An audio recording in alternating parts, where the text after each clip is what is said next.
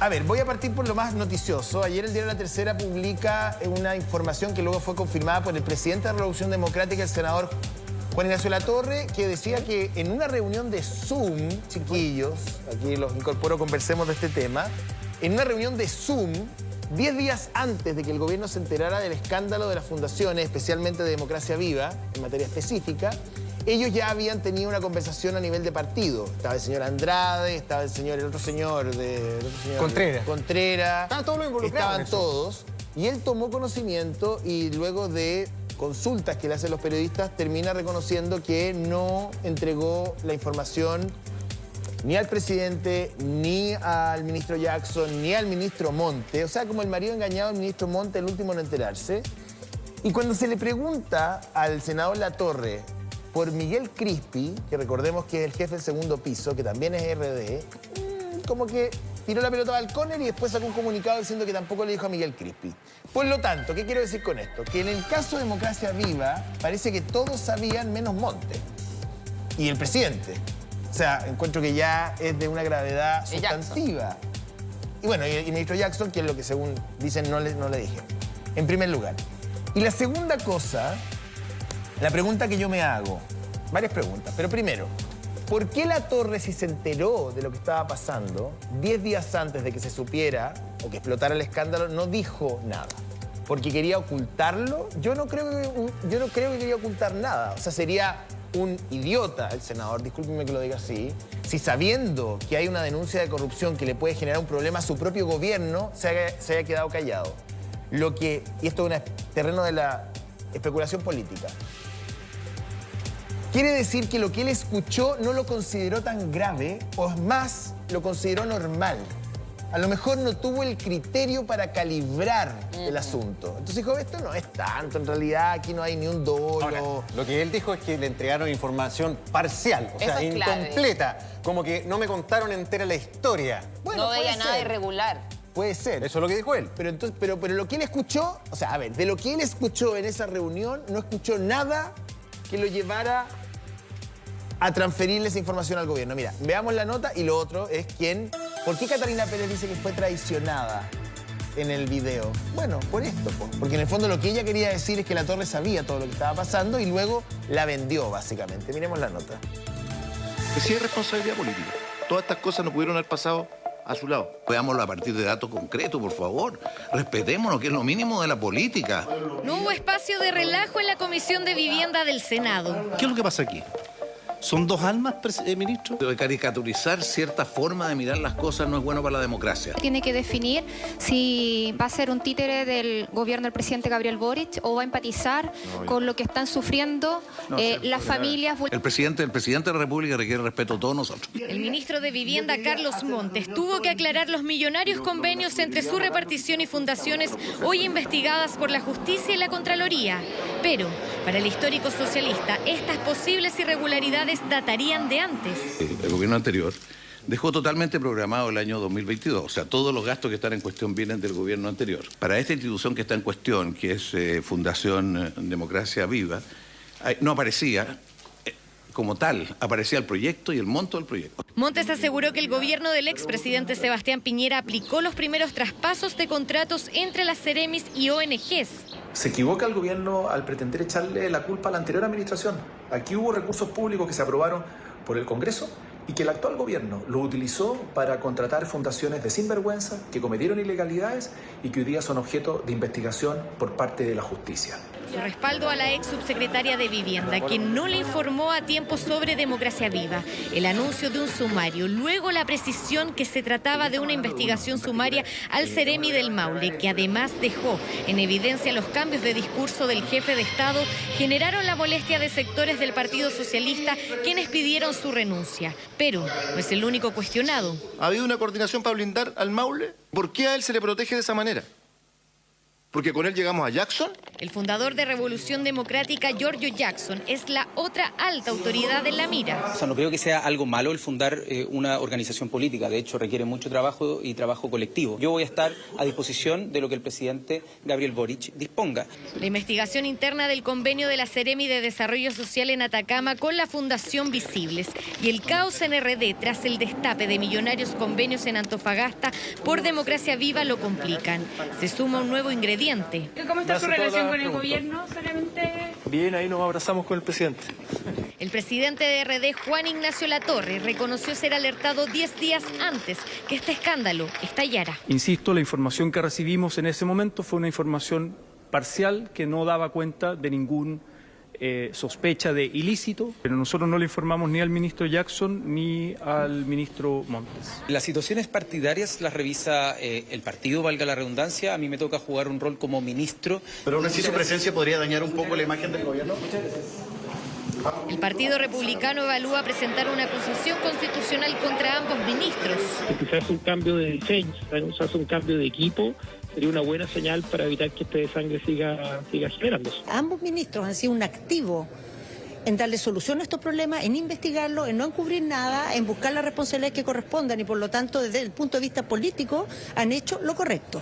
Montes y Jackson, representantes de las dos almas del gobierno, dos ministros de confianza del presidente Boric, arriesgan llegar al banquillo de los acusados. Las 2 semanas más críticas para la moneda. Bueno, yo creo que el presidente de la República, yo empatizo con él, me van a decir que esto, que lo otro. Pero yo empatizo con él porque creo que él está en una posición muy difícil. O sea, tiene una coalición donde uno de sus principales partidos está amenazado de implosión, se llama implosión. Estamos con Mauricio Morales también aquí. Hola. Por una parte. Segundo, se ha instalado como la rivalidad Montes-Jackson, es decir, ¿a quién sacrifico? Montes, por una parte, es una figura muy importante para el Partido Socialista y no lo van a dejar morir de una manera indigna. Entonces, me imagino que la senadora Bodanovich va a defender a Montes y ya ayer dijo al tiro, si Latorre reconoció esto, nosotros ya no tenemos confianza con él. Así es. Entonces, el presidente tiene 2 problemas. Y en tercer lugar, creo que han dejado al presidente muy solo en esto. O sea, uno diría, ¿y por qué? Y hay varias razones. ¿Por qué no Interior? Carolina Toá es un animal político. Pero claro, SQM y el PPD, lo conversábamos fuera de cámara, tú nos contabas. O sea, aquí, en el fondo, ¿quién puede defender la figura presidencial? Y yo no estoy diciendo que Gabriel Boric no se pueda defender solo. No estoy hablando de él como persona. Estoy hablando de él como institución. O sea, en el caso, la triangulación de platas del MOP, el presidente fue blindado de alguna u otra manera. Por su gabinete, claro. Exacto. Interior lo abrazó y permitió un acuerdo. En el caso de las platas políticas, también a Bachelet se le intentó de alguna manera blindar, aunque yo creo que eso se manejó peor, digamos. Pero acá yo siento que el presidente de la República, o sea, el presidente defiende una figura, al otro día su ministro de la Vivienda anuncia una investigación sumaria a esa misma figura. Hoy día sabemos que el presidente del partido, quizá uno de los partidos más importantes de la coalición, sabía y no sabía el segundo piso, o a lo mejor sabía el segundo piso, que sería peor, y no le dijeron al presidente. Entonces, yo hago un llamado de esta manera a defender y a cuidar la figura presidencial, no a Gabriel Boric en cuanto persona, pero no a exponerlo, porque si tú expones al presidente, ya después no queda nada más que exponer arriba. Estoy totalmente de acuerdo contigo. Vamos a los hechos y después, si quieren, podemos ir discutiendo. ¿La diputada Pérez sabía o no sabía? Sabía. ¿El entorno de la diputada Pérez sabía o no sabía? Sabía. ¿El presidente de Revolución Democrática? También. La directiva de Revolución Democrática o parte de la directiva también sabía. El Seremi Antofagasta, también, de Vivienda. Y la subsecretaria Rojas también. Ya, pero aquí había una conciencia de que... Sabían de que Democracia Viva existía y que estaban haciendo trabajo comunitario en Antofagasta por el monto que estaban haciendo trabajo.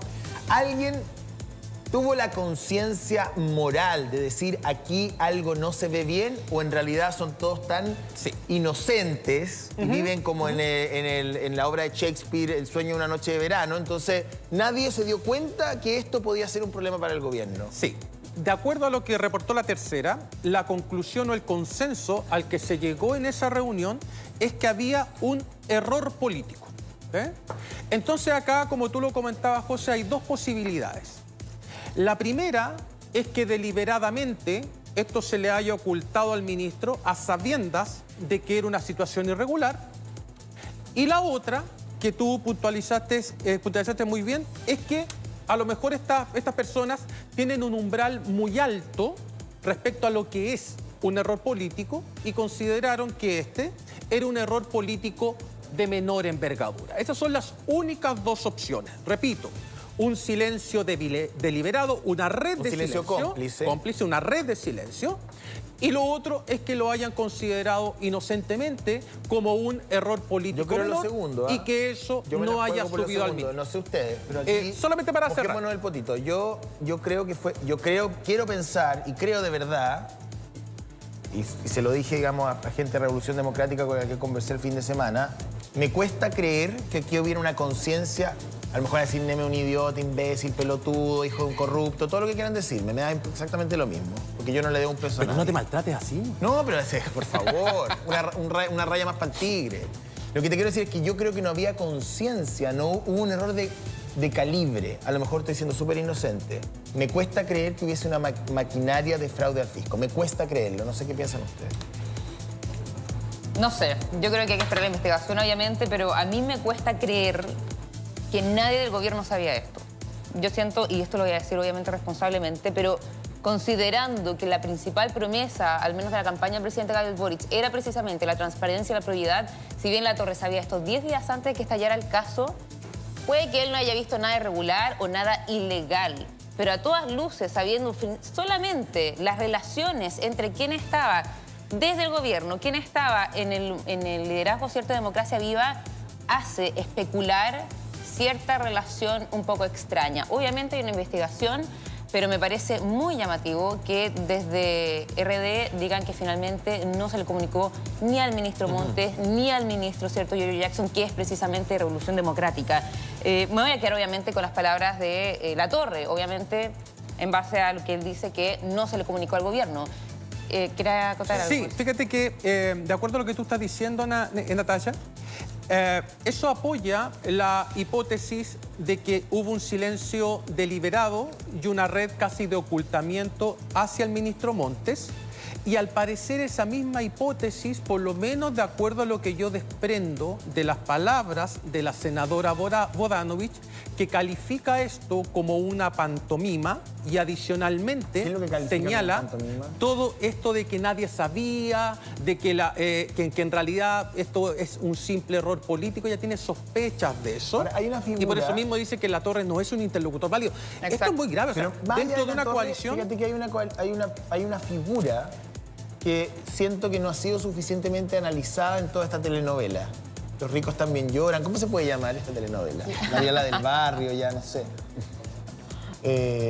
Pasión y Poder, había una teleserie que se llamaba Pasión y Poder. Eso me gusta más. Miguel Crispi, que es una figura que es más invisible a la prensa y a la opinión pública, jefe del segundo piso, pero que, ¿cuál es la función de Miguel Crispi? No, más allá. ¿Cuál es la función del jefe segundo piso? O sea, la Rulé, Miguel Crispi o quien sea. Es advertir al presidente, a la figura presidencial, de situaciones que pueden ser complejas y darle, me imagino, una línea de acción. Presidente, mire, viene esto, le aconsejo que esta sea la línea de acción, que este ministro tome la vocería, que lo hagamos vía CGGov, vía vivienda, vía interior. Es el vigía. Entonces, ¿qué falló? Que las luces altas del gobierno no vieron esto venir. O sea, el presidente no puede estar en todo. El presidente no, o sea, el presidente está con, me imagino, y estoy hablando de la figura presidencial, no de Gabriel Boric persona. Lo repito varias veces porque los tuiteros a veces escuchan lo que quieren y hay unos señores que te cortan 30 segundos y después te viralizan el video. Entonces yo aclaro. Y sí, mi papá fue delincuente, fue corrupto y eso a mí no me... Porque también tanto que dicen que el papá de Neme fue condenado por corrupción. Sí, fue condenado por corrupción, no se me mueve ni un músculo de la cara. Pero eso, las responsabilidades penales son personales y él respondió ante la justicia como el delincuente que es. Yo puedo seguir aquí haciendo periodismo y también opinando como un ciudadano que no le dé un peso a nadie. Punto. Sigo. Miguel Crispi, si Miguel Crispi no llegó a saber esto, o llegó a saber y no lo transmitió, la figura presidencial queda como expuesta, queda en peligro. No sé qué piensas tú, Gonzalo. Mira, yo quiero llevar esto, mira, el mismo esquema todo con sus distintos involucrados, llevémoslo a una empresa privada. Yo sé que no es lo mismo, es la administración pública, es el Estado, ya, pero llevemos la misma figura a la empresa privada. Donde va a haber un dueño, un gerente general, ponte tú, y el resto, ¿verdad?, de sus brazos operativos. Aquí estamos hablando de transferencias directas de mucha plata. Y más encima, plata de todos los chilenos y para un objetivo que además es muy importante, noble, ¿no? Vivienda, techo para tanta gente que no lo tiene, pobreza, campamento, en fin. Si fuera una empresa privada y resulta que el gerente general no tiene idea de lo que pasaba, ni cómo se estaba transfiriendo, y que más encima la plata la estaban usando para otra cosa, y que el contratista que tenía que ejecutar no tenía pero ni la más mínima experiencia en poner un clavo, ¿qué es lo que hace un dueño?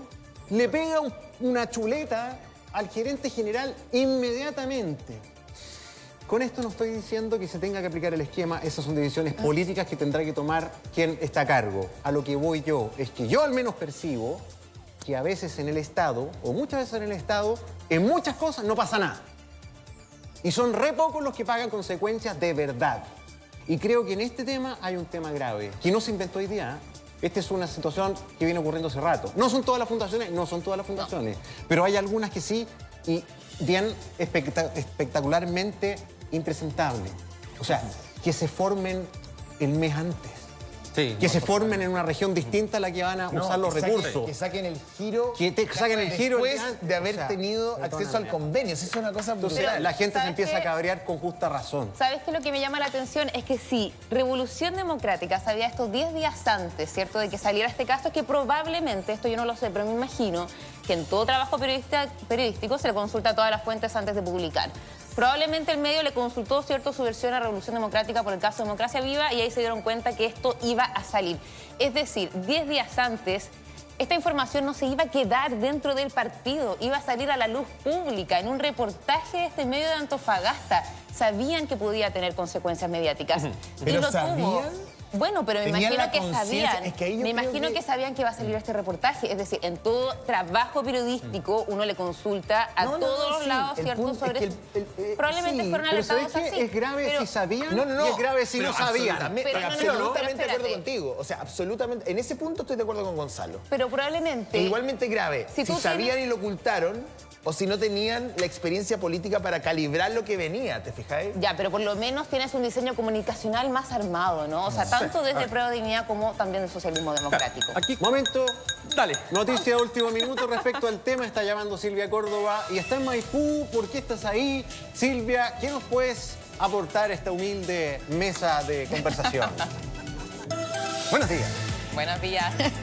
Buen día. Muy interesada por lo que están conversando. Después invíteme a tomar tecito allá porque les voy a contar ahí todas las papitas políticas de lo que ha pasado en esta semana y por qué estamos en Maipú. Porque efectivamente acá el alcalde Tomás Bodanovich es militante de Revolución Democrática y también es muy importante conocer la experiencia que ha tenido él trabajando también en este partido que hoy ha sido cuestionado y por supuesto el descartar completamente posibles eventuales irregularidades que pueden existir tanto en municipios, porque esto de Democracia Viva ha ido escalando, se han conocido distintos casos en todas las regiones de nuestro país y por supuesto lo importante, que es lo que ustedes han mencionado en varias ocasiones, es investigar. Pero claro, se suman temas que están afectando políticamente. ¿Y por qué? Porque más allá de lo que está llevando a cabo la Contraloría y la Fiscalía, algunos piden la cabeza de ministros, que tiene que ver con la cartera de vivienda con Carlos Montes, cuestionándole por qué efectivamente no estuvo al tanto de la situación que estaba en algún momento recabando antecedentes Tatiana Rojas, ex subsecretaria de Vivienda, que se había alertado días antes y no le contó al secretario de Estado. Ese es un punto que se le está cuestionando. Segundo, este sumario interno que se está realizando en la Seremi del Maule, ¿por qué efectivamente fue tardío o fue después de varias declaraciones que hizo el jefe de Estado donde prestó el apoyo a esta autoridad de esta región? y también a la delegada del Biobío. Y bueno, se pide la acusación constitucional tanto a él y también por las responsabilidades políticas que podría tener el ministro de Desarrollo Social, Giorgio Jackson, que también tiene un problema en la región de Atacama, donde se está investigando la Fundación Visibles, donde efectivamente la Seremi de Desarrollo Social también tuvo eventuales contratos irregulares y que la misma senadora de la Democracia Cristiana, Yasna Proboste, pidió a la Contraloría indagar. Se envió incluso una comisión para poder investigar este caso. Hablamos con el alcalde respecto a esta situación. Afecta directamente a su municipio, a su trabajo. Se deben blindar a las personas. ¿Qué le parece que Juan Ignacio Latorre se haya enterado 10 días antes de que estallara este problema? Veamos esto. La corrupción no solo le genera costo a Revolución Democrática o al partido de turno de quien cometa un acto de corrupción. La corrupción afecta principalmente a las personas y ahí radica la gravedad de ella. Y nosotros lo vemos en nuestro municipio. Los partidos políticos que cometieron corrupción en el municipio no pagaron los costos. Muchas veces quienes cometieron los actos de corrupción ni siquiera pagaron los costos. Los costos los pagó la gente. Y por lo mismo buscamos que se aparte y se sancione duramente cualquier acto de corrupción, venga de Revolución Democrática, venga de la UDI, venga de las Islas Faroe o venga de donde venga. Y en eso creo que hemos sido muy claros como partido político, que no vamos a dar espacio a este tipo de situaciones, no vamos a dar espacio a este tipo de conducta, y todo aquel militante o funcionario público que comete una falta de probidad, bueno, será apartado, será duramente sancionado y le daremos una señal clara tanto a ellos como a toda la ciudadanía de que nuestra labor y nuestro foco hoy día están en hacer una gestión pública honesta, creíble, transparente y que logre mejorar la calidad de vida de las personas. Bueno, Tomás Bodanovich, militante de Revolución Democrática, ha trabajado en conjunto con varios de quienes son los fundadores actuales de RD y que por supuesto ha tenido un trabajo dinámico tanto con Desarrollo Social, donde está trabajando Giorgio Jackson con distintas medidas de ayudas sociales, y también el trato directo cuando son las diferentes instancias de las directivas que tienen que ver con este partido. Además, con un 46,82% fue elegido en esta comuna de Maipú como uno de las con mayores votaciones a nivel acá regional, y que efectivamente sacó a Katy Barriga, quien ella era la ex alcaldesa, y donde él también ha iniciado una serie de sumarios administrativos para eventuales irregularidades que haya tenido la ex jefa comunal. Uno de los temas de la transparencia, estar en contra de la corrupción, ha sido parte de su discurso, y por eso tan importante para él referirse a este tema que está afectando directamente a Revolución Democrática. Es muy importante también conocer lo que va a pasar en la interna de RD, porque como ustedes lo mencionaban en el estudio, ¿por qué se enteró Juan Ignacio Latorre, senador y presidente de esta colectividad, 10 días antes? ¿Por qué esto no se lo mencionó, no se lo advirtió al ministro Montes, al ministro Jackson o al presidente de la República? Esas son las grandes dudas que todavía se están conociendo. Lo que sí, hay una querella por probidad que presentaron RD, y vamos a ver los costos políticos que van a afectar tras esta situación. Sí. Bueno, Silvia, muchas gracias por ese aporte. Es un ingrediente interesante lo que dijo el alcalde Bodanovich. Es parte del partido que está en el ojo del huracán, así que gracias por ese elemento. Un besito, seguimos en contacto. Mauricio Morales está acá con nosotros, el análisis político de Mauricio. Yo quiero preguntarte lo siguiente. A ver, las coaliciones son importantes para un gobierno. Gobernar es difícil. Y acá no ha sido fácil la amalgama, ¿verdad? La unión entre lo que es el socialismo democrático, la exconcerta, la ex nueva mayoría, con la parte de la izquierda, ¿no? El Frente Amplio, el Partido Comunista. Han estado siempre con dificultades. Pero ayer yo creo que quedó un poco más la crema. Cuando escucho a la presidenta del PS, Paulina Bodanovich, y a varios personeros diciendo aquí se acabó la confianza, y en el fondo como nos hicieron hacer el loco. Sí. Tenemos que estar siempre, hubo un parlamentario que les dejo casi a grito pelado, siempre tenemos que estar tapándole sus embarradas. Sí, embarradas, sí, claro. A ver, los alcaldes, y quiero partir por lo de Bodanovich para responder tu pregunta, van a comenzar a arrancar en el siguiente sentido. Sí, porque vienen elecciones el próximo año, por lo tanto se van a tratar de desacoplar absolutamente de esta crisis. Eso es lo primero. Lo segundo es que también se vienen las negociaciones para alcaldes y gobernadores regionales. Por lo tanto, va a ser muy difícil que este conflicto no impacte en la configuración de esas listas de alcaldes y gobernadores regionales. Adicionalmente, vamos a elegir concejales, pero ahí la negociación es distinta. Lo tercero, Gonzalo, es que acá lo que se está viendo, lo que percibe el socialismo democrático, es que los quieren echar al saco. ¿En qué sentido? En el sentido de que el ministro Montes es quien está llevando adelante en un casi doble rol, el rol de ministro de Estado y el rol casi de fiscal. Es el ministro Montes el que tiene que ir a dar la cara al Congreso, el que se entera a última hora de todo lo que está pasando, que todos los días tiene una información nueva. Cuando tú tienes información nueva todos los días es imposible gestionar la crisis. Entonces el socialismo democrático perfectamente podría estar sospechando. Ahora, ¿es el ministro Montes el llamado? No es el llamado, no, en absoluto. La crisis. Es que por eso mismo te digo, el ministro de Vivienda no es el llamado a ser vocero en este tipo de situaciones. Lo que está percibiendo el socialismo democrático muy probablemente es que se los quieren cargar en el sentido de hacer aparecer al ministro Montes como una persona que estaba sentada en su escritorio y que hoy día tiene que pagar los costos al igual que Revolución Democrática. Y eso no me parece razonable, porque la duda instalada, ¿cuál es la sospecha instalada? La sospecha instalada es que acá hay una estructura institucional para favorecer fundaciones, sacar recursos públicos y traspasarlos a objetivos personales, objetivos políticos, ¿verdad? Ese es el paño general. ¿Qué pasó acá? Acá estábamos discutiendo recién esto de la red de silencio. Que esa red de silencio puede ser ocultamiento o puede ser simplemente porque lo consideré que era algo irrelevante. No sube la información a Montes, por lo tanto, no tenemos una versión oficial todos los días del ministro de Vivienda. No hay vocero. Lo que decías tú, el gobierno no tiene un vocero en esta materia, se hablan todos. El problema no es que hablen todos, es que todos hablan cosas distintas. El punto es el siguiente. Yo creo que los dos escenarios son problemáticos, que hablen todos y que hablen cosas distintas. Pero además que hablen.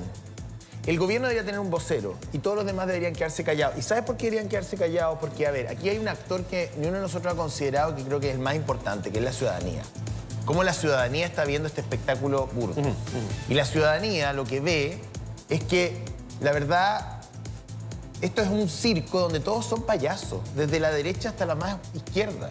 O sea, el raspado de la olla, la ley de pesca, las boletas Penta, las SQM. Entonces, ¿alguien tiene la moral? Por favor, que me lo diga. ¿Alguien en la derecha tiene la moral para pedir la cabeza de un ministro? ¿De verdad? Cuando ellos tuvieron a Pablo Longueira recibiendo correos, cuando ellos tienen el escándalo del subsecretario Wagner. Bueno, y algunos sacarán el Banco de Talca, que podríamos sacarlo año 82, 83, ya ni me acuerdo. Pero ok, me voy a saltar, para no herir sensibilidades en la centro-derecha, voy a saltar el detalle del Banco de Talca y la intervención de Mónica Madariaga llamando a jueces de la República para que no persiguieran más al expresidente Piñera. Me voy a saltar ese dato, pero ya no me lo salté. Ya lo dije. Ya lo dije. Menos mal que te vaya a saltar algo. algo. Lo que quiero decir es, porque en este análisis de decir, tú tienes una... Aquí la respuesta política es un músculo flácido. Y es un músculo flácido porque nadie tiene la moral, ni la altura, ni el liderazgo suficiente para poder dar una respuesta política.